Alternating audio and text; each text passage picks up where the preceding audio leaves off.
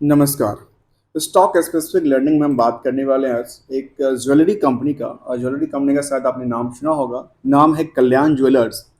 और इसका क्यों चर्चा करने वाले हैं, क्योंकि इसकी चार्ट में क्या निकल के ऐसी आती है जिसमें लगातार स्टॉक में फिलहाल देखने को मिला कि एक रैली सी नजर आई थी।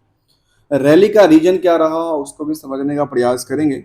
क्या कहती है रैली, का क्या एक एवरेज वैल्यूम के आसपास आके खड़ी हुई है और क्या वहां से स्टॉक चलने के लिए तैयार हुई है? ऐसा तो नहीं है, या कुछ ऐसा फंडामेंटली सपोर्ट दे रहा है इनको काफ़ी स्ट्रांग पोजीशन के साथ। इसी को जानने का प्रयास करेंगे। चलते हैं आज कल्याण ज्वेलर्स के बारे में थोड़ा सा जानते हैं।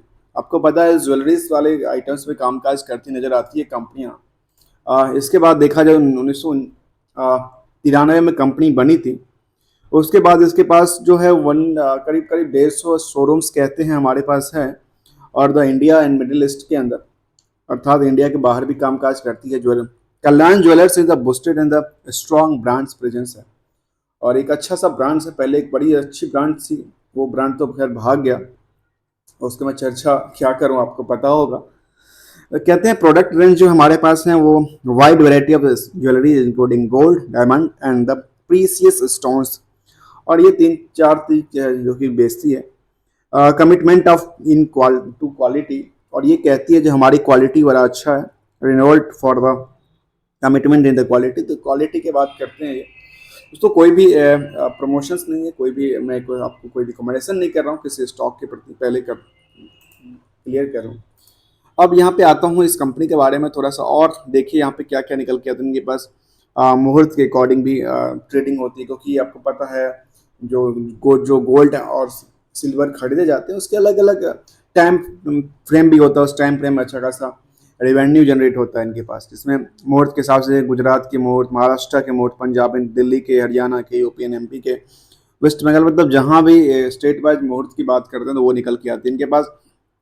शॉप ऑनलाइन भी आजकल होता है। ज्वेलरी के हिसाब से देखा जाए तो ज्वेलरी के हिसाब से जितने भी ज्वेलरी हैं वो सब के सब यहाँ पे ये मैन्युफैक्चरिंग करती है, साथ में बनाती है। इसके बाद मेटल्स का तो वेडिंग्स के लिए स्पेशल लेती है, फॉर बेबी के लिए, किड्स के लिए, मतलब जो भी चीज़ होना चाहिए वो सभी के सभी उसका डिस्क्रिप्शन अलग अलग डाल रखा है। लेकिन अब आते हैं गिफ्ट कार्ड की तरफ। गिफ्ट कार्ड का भी ऑप्शन है इसकी वेबसाइट्स के ऊपर। और जो ब्रांड एम्बेसडर्स हैं वो आपको पता है ये बड़े साहब जी हैं, बच्चन साहब जी। और ये कहते हैं एम्बेसडर्स कहते हैं अमिताभ बच्चन साहब जी हैं, जया बच्चन, और ये कैटरीना कैफ, जब प्रभु गणेशंस, नागार, जो ना ये सब के सब इनके ब्रांड एम्बेसडर की कैटेगरी में आते हैं, जो कि इनके एडवर्टाइजिंग पे कामकाज करती नजर आती है। अब चलते हैं थोड़ा सा हम स्टॉक को समझने के लिए, और स्टॉक को समझने के लिए चलते हैं इसको लिए। और क्या निकल के आता है यहाँ पे, तो स्टॉक की बात करें तो यहाँ पे निकल के आती है इसकी बुक वैल्यू की बात करें। सबसे पहले तो बुक वैल्यू निकल के आती है 40 रुपये के आसपास, और स्टॉक मार्केट में प्राइस चल रही है इसकी करंट 424 रुपये के आसपास। अर्थात ये करीब करीब 15 गुना के आसपास कारोबार करती नजर आती है अपने बुक वैल्यू से।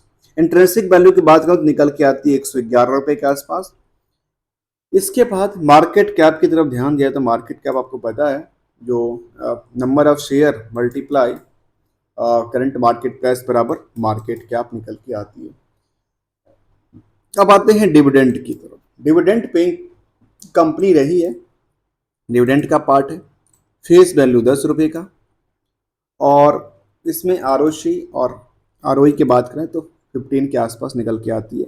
सॉरी, मैंने बुक टू वैल्यू की 10% 10 टाइम्स की बात कर रहा था, यहाँ पे मैंने कुछ रॉन्गली कुछ मैंने प्रेजेंट कर दिया शायद।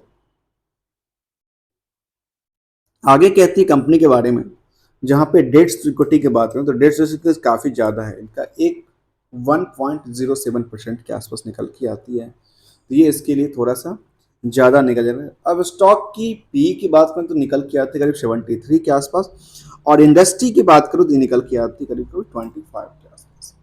ये इसके लिए थोड़ा सा, साथ में करंट रेशियो की हम चर्चा करें, करंट रेशियो निकल के आती है 1.31 के आसपास।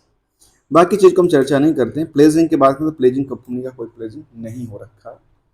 और ऑब्वियसली किसका डेटा क्या निकला, इस डेटा में निकला जो कंपनी के बुक वैल्यू से 10 टाइम्स कारोबार कर रही है। इसके बाद जो इंडस्ट्री की पीई है और कंपनी के पी है, दोनों में कंपनी के पी बड़ी है, ज़्यादा है। प्रमोटर्स होल्डिंग 7% की है और प्रमोटर ने कोई भी प्लेस नहीं किया हुआ है। डेट सिक्योरिटी की बात करें तो डेट सिक्योरिटी काबिल बड़ा है, 1.07 के आसपास रहा है। बाकी फेस वैल्यू की छोड़ते हैं, इसका हम चर्चा कर चुके हैं। अब चलते हैं इसको मार्केट को थोड़ा समझने के लिए, तो मार्केट किस हिसाब से इसके पीछे रिएक्ट करती नज़र आती है। इसके लिए हमने ब्रांड इन्वेस्टर की बात किया, जिसके पास जिनकी जो इतने सारे पैसे खर्च करते हों, ब्रांड इन्वेस्टर को एडवर्टाइजिंग पे लगा रखे हैं, तो उनका क्या निकलता है। अब आते हैं कल्याण ज्वेलर्स, जो लास्ट में देखने को मिला कि एक रैली दिखाती नजर आई 6% से ज़्यादा का। आखिर क्या हुआ यहाँ पे आखिर क्या हुआ जो 6% की रैली स्टार्ट हुई। साथ में देखा जाए 52वें की हाई की तरफ तो 449 के आसपास निकल के आती है। लो की बात करें तो 119 के आसपास आती है, अर्थात 120 मान लेते हैं इसको ओवरऑल। तो 120 से लेकर के 450 तक का जो एक बॉटम से हाई तक का रेंज तय किया है, उसका एक बड़ा अनूठा क्या है, अनूठा वैल्यूशन इंक्रीज किया है, जिसकी वजह से मार्केट अभी भी 424 के आसपास कारोबार करती नज़र आती है, जो कि थोड़ी सी गिरावट में अभी फिलहाल देखने को मिली। यदि इसको एक आकलन के तौर पे किया जाए तो यह इसको मैच करती नज़र आती है, जहाँ पे इसके एवरेज वैल्यूम के आसपास नज़र आती है फिलहाल। और ये थोड़ा सा और इंक्रीज करता है तो मार्केट है इसको जो ये 52वें की हाई बनाई थी उसको तोड़ती नज़र आएगी छोटे से पीरियड के अंदर। चलते हैं आगे, और इसके बारे में देखो तो कंपनी क्या करती है। हमने पहले कहा जेम्स ज्वेलरी और वॉचेज का काम है, बेसिकली वॉच पे काम काज करते हैं। वो वॉच तो शायद बनाती नहीं है ये, शायद वॉच पे सिल्वर और गोल्ड की लड़ियाँ चलाती होगी, हो सकता है। मैं कुछ लोकल लैंग्वेज में इसमें इंक्लूड कर देता हूँ। अब आते हैं एक साल की चार्ट क्या दर्शाती है। एक साल की चार्ट में इनके पास ये दर्शाती है सीधा सीधा, जो इसका जो स्टॉक है फिलहाल अच्छी खासी परफॉर्मेंस करती नज़र आ रही है, और अपनी 52 वीक का जो हिस्टोरिकल डेटा है, प्राइस है, उसको तोड़ने में लगा हुआ है, और उसको लगता है रिसेंटली इसमें जल्दी ही तोड़ सकता है। हाँ, थोड़ी सी प्रॉफिट बुकिंग हो सकता है दोबारा, लेकिन फिलहाल लगता है ऐसा इसको तोड़ेगा। और इसका जो आकलन करें, आकलन इस हिसाब से करें। दोस्तों मैं एक बता दूं, मैं कोई भी इंडिकेटर्स का यूज़ नहीं करता हूं, कोई भी आप जाकर के इंडिकेटर्स का यूज कर सकते हैं समझने के पर्पज़ से। मैं केवल और केवल एक एवरेज जो हमारी अंडरस्टैंडिंग है उसी अंडरस्टैंडिंग के हम केवल ट्रेंड की बात करते हैं। आखिर जो चार्ट है उस चार्ट का ट्रेंड क्या दर्शा रहा है, चार्ट के ट्रेंडिंग की व्यू को हम बस लेने का प्रयास करते हैं। अब इसकी फिलहाल रेजिस्टेंस की बात करें, रेजिस्टेंस तो फिलहाल यही कहा जा सकता है, लेकिन सपोर्ट नीचे का अच्छा खासा यहाँ पर बनती नज़र आती है। तो जो ट्रेंड की बात हम कर रहे थे ना, तो उसके लिए आप यहाँ पे जा सकते हैं, और यहाँ पे ढेर सारा इंडिकेटर्स है, इंडिकेटर्स का आप यूज कर सकते हैं फॉर द सम अपनी रिसर्च पर्पज़ के लिए। आगे कहते हैं कंपनी के लेटेस्ट अपडेट की तरफ, तो उन्होंने 3/6 को कंपनी को एक्विजिशंस किया है। अब कंपनी के एक्विजिशंस क्या हुआ, उसके बाद क्या निकल के आती डेटा, जिसकी वजह से मार्केट में 12 तारीख को अच्छा खासा इसमें इन्वेस्टर्स की मीटिंग हुई थी। इन्वेस्टर मीटिंग के बाद बड़ा मोमेंटल देखने को मिला, जहाँ पे अच्छी खासी भागती नजर आई। अभी कल्याण ज्वेलर्स ने जो अपडेट किया है एक्सचेंज को, उसने कहा है जो as per the rules regulations जो भी है, कल्याण ज्वेलर्स इंडिया जो कंपनी है entered in the share sales and exit agreement sale dated in the 3 June को किया था in the rupees Jain and the innovatives life styles private limited, और एग्जिस्टिंग जो सब्सिडरी ऑफ द कंपनी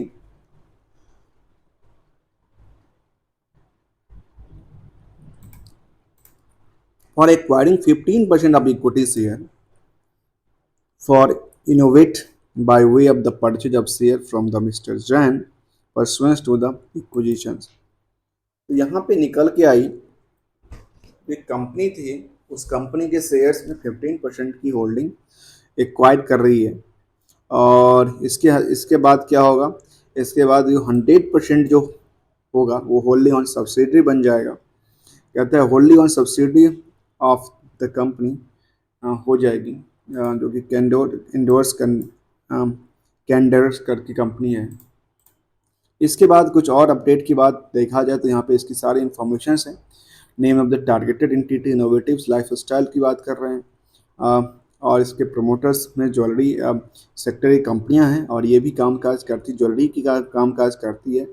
और इसका जो क्या था इंडिकेटिव टाइम पीरियड जो था पहले, इसमें क्या था 57,200 इक्विटी शेयर्स था propose to the acquired by the way of the purchase from the Rupesh Jain, इन्होंने और एग्जिस्टिंग शेयर से खरीदना था। तो 40% इक्विटी शेयर जो था वो कॉरस्पॉन्डिंग द जो कि 22,000 शेयर बनता था to be acquire on the before 3 जून से पहले था। नेक्स्ट 40% जो इक्विटी शेयर्स था वो equity share will be acquire on the before 31st, और 20% जो स्टेक है वो नवंबर 30 से पहले एक्वायर करने की प्लानिंग चल रही है। अर्थात इन्होंने ये कहा जब हम एक कंपनी को एक्वायर करें, सीधा सीधा बात समझे तो, और इसमें कहते हैं जो हमारे पास क्या है, जो टोटल कंसीडर ऑफ द ये अमाउंट कितना का था 42 करोड़, करीब 42 करोड़ में कंपनी एक्वायर कर रही है company, 15% of which correspondence 57,320 equity shares को लेकर के। ये था इसका लिए थोड़ा सा पार्ट हमने समझने का प्रयास किया। चलते हैं आगे और इसके बाद मार्केट में क्या रिएक्ट हुआ।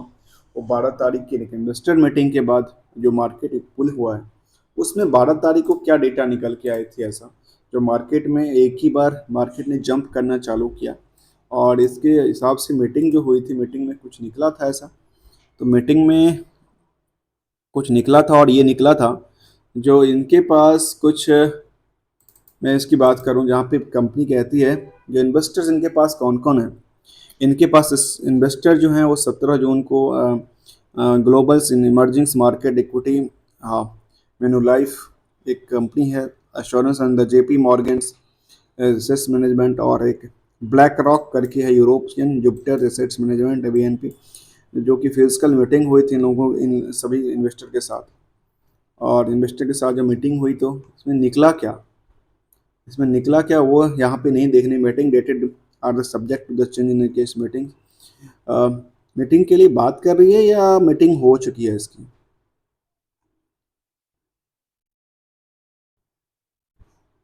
शायद यहाँ पे कुछ क्लैरिटी नहीं कर किया, तो लगता है मीटिंग हो चुकी। Meeting date of the meeting ये था, मीटिंग अभी होने वाली है इनकी 17 तारीख को, 18 तारीख को, 20 तारीख को।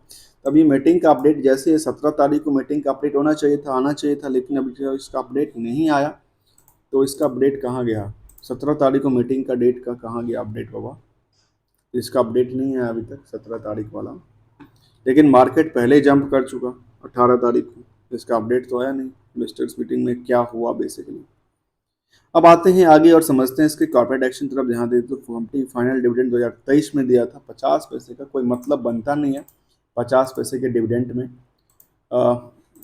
आगे क्या कहती है कंपनी के बारे में, कहती है हमारे पास जो रिजल्ट का मुद्दा है, रिजल्ट के मुद्दे में हमारे पास गिरावट है।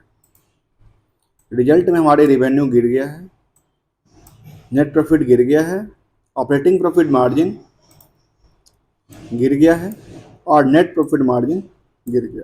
अर्थात ये चारों के चारों चीज़ गिरा हुआ एंगल से नजर आता है। तो ये तो कंपनी की खुद की बिजनेस का एक्टिविटी था।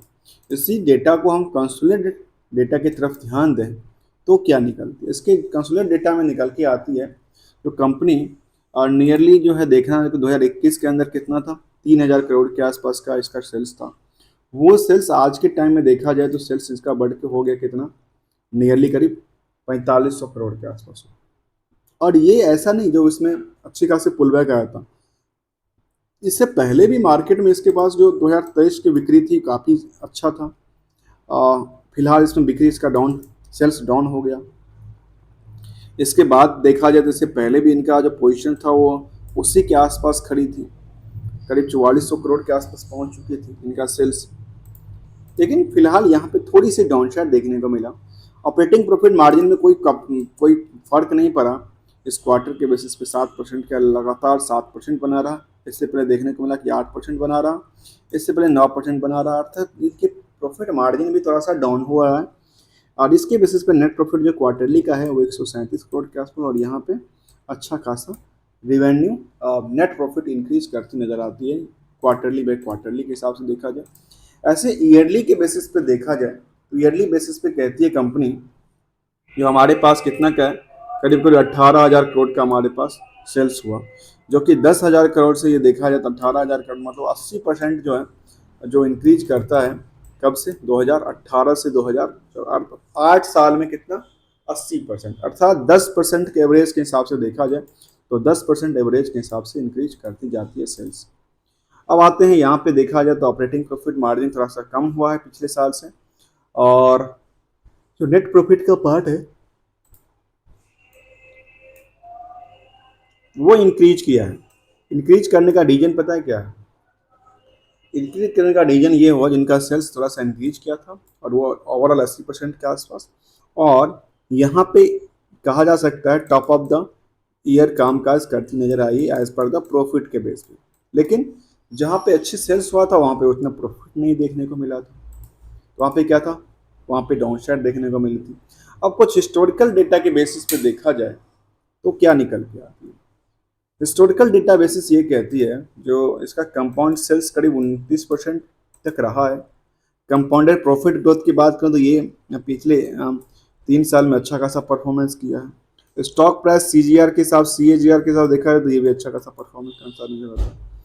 रिटर्न ऑन इक्विटी के हिसाब से देखा तो ये एवरेज 15% तक लास्ट ईयर में गया है, एक तरह से ठीक नज़र आती है। एक चीज़ हम अपने पास स्पेशल्स देखते हैं, वो स्पेशल्स होता है डेटर्स की पार्ट को सेल्स से रेशियो निकालना।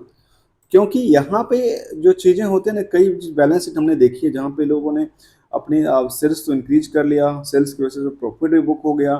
एक्चुअल में क्या हुआ? प्रॉफिट बुक होने के बाद अपनी घर से पैसा लगा रहे हैं लेकिन डेटर्स के पास से तो पैसा आया नहीं। यहाँ पे डेटर्स क्या सर दिखाती है? यहाँ पे डेटर्स प्रथम, अब ये ज्वेलरी बेचती है, ठीक है, ज्वेलरी और बाकी चीज़ें बेचती है, तो इनके पास जब बेचती है तो ये क्या क्रेडिट पे बेचती है? कुछ ऐसा होता है। तो डेटर्स की बात करें तो ट्रेड रिसीवेबल्स इसके पास 328 करोड़ का है, जो कि पिछले साल से इंक्रीज करती नजर आती है।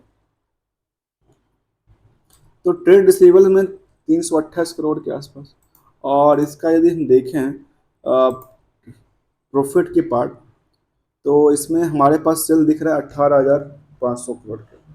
सर 18,500 करोड़ के बेसिस पे जो ट्रेड रिसीवेबल्स हैं, ट्रेड रिसीवेबल्स कितने की निकल के आती है? 328 करोड़। अर्थात देखा जाए तो 18,000 करोड़ से थोड़ा सा पार्ट्स रहा इसका, और प्रॉफिट के पार्ट से यदि कंपेयर करें तो प्रॉफिट प्रॉफिट से भी इसको डेटा एक नया रेशियो मैं कहता हूँ, मुझे ऐसा खुद ऐसा अंदाज़ा लगता है कि एक रेशियो ऐसा भी समझना चाहिए जो प्रॉफिट के बेस पे ट्रेड रिसीवेबल्स का एक क्या होना चाहिए, एक रेशियो होना चाहिए। क्योंकि आपको पता है जो प्रॉफिट तभी होता है क्योंकि हमारी बिक्री हुई, तो बिक्री जो सेल्स हुआ, सेल्स का में जब जहाँ पे पैसा नहीं आया, वो पैसा नहीं आया तो कहाँ गया? वो गया ट्रेड रिसीवेबल्स में। लेकिन पैसा नहीं आया तो प्रॉफिट तो बुक हो चुका है ना।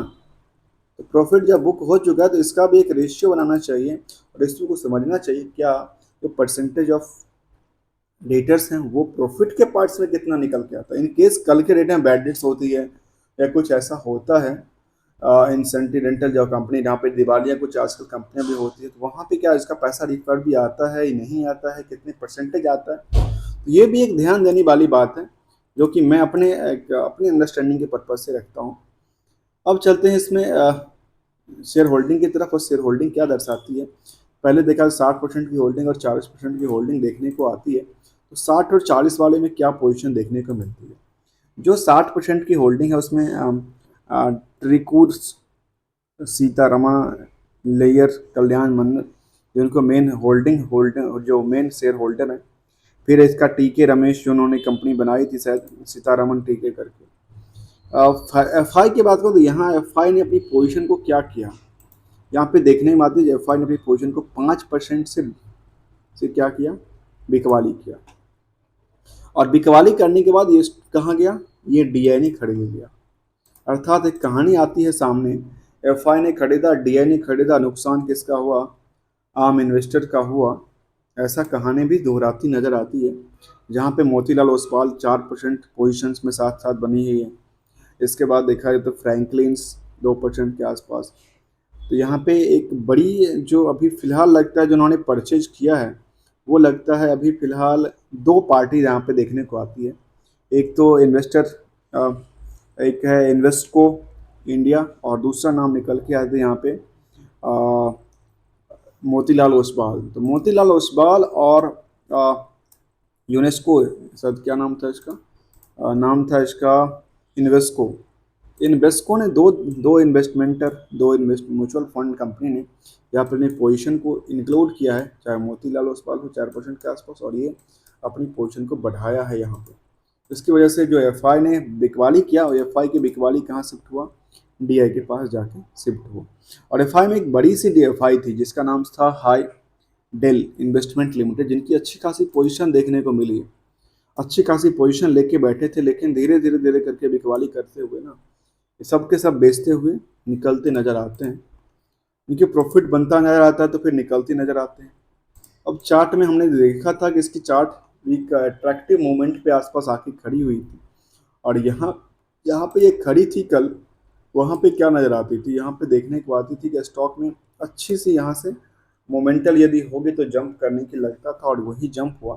फिलहाल इसका जो रेजिस्टेंस की देखा जाए तो रेजिस्टेंस इसका ये निकल के आता है, जिसको 52 की हाई को तोड़ने के प्रयास में लगा है। यदि ये मोमेंटल होती है तो फिर मार्केट इसका पीछे पीछे भागती नज़र आएगी। मार्केट ट्रेंड चेंज नज़र आता है इसके प्रति। अब एज ऑन डेट की स्टॉक की परफॉर्मेंस की बात करें तो जिनके पोर्टफोलियो में आज तक की है, कभी भी इन्होंने लिया हो, लेकिन कभी लेने का मतलब है जो आज से नेट टाइम फ्रेम के हिसाब से 3 साल पहले या 2 साल पहले, तो उस हिसाब से देखा जाए तो स्टॉक में 3 साल में 427%, 2 साल में 645%, 1 साल में अच्छा खासा 222%। यही ना मार्केट में कहते हैं 100 रुपये की इन्वेस्टमेंट है, और 100 रुपये के इन्वेस्टमेंट पे 222 रुपये का रिटर्न बनता है, तो होता है टोटल 322 रुपये का। और वहीं जो बैंकिंग सेक्टर की एफडी हो या कुछ इंश्योरेंस कंपनी की आपने प्लान लिया हो या कुछ फिक्स इनकम प्लान है, उसमें क्या होता है, मैं उसको 10% एवरेज लेता हूँ, तो 10% के एवरेज से कितना मिलता है, टोटल मिलता है 110 रुपये के आसपास। और यहाँ पे देखिए कंपेयर करके तो कितना का डिफरेंस होता है, अच्छा खासा डिफरेंस यहाँ पे प्रॉफिट गेन नज़र आता है, और सेट्स की वैल्यूएशन बढ़ती नज़र आती है।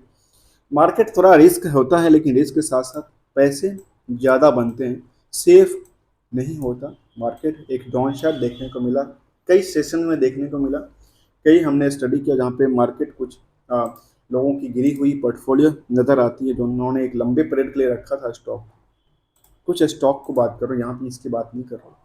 अब इसके चार्ट बेसिस को हम केवल 6 महीने के एवरेज प्राइस के आसपास देखें तो यहाँ पे क्या हुआ, यहाँ से अच्छा सा बुलिश होने वाला था और वो हो चुका, अभी दोबारा चलने के लिए तैयार ही है फिलहाल स्टॉक। वहाँ हो सकता है थोड़ा सा डाउन शार्ट दिया है, क्योंकि यहाँ पे प्रॉफिट बुकिंग हो सकता है थोड़ा सा किसी के पैनिक की वजह से, सेंटीमेंट की वजह से। दोस्तों वीडियो अच्छा लगा तो लाइक शेयर सब्सक्राइब करना ना भूलना।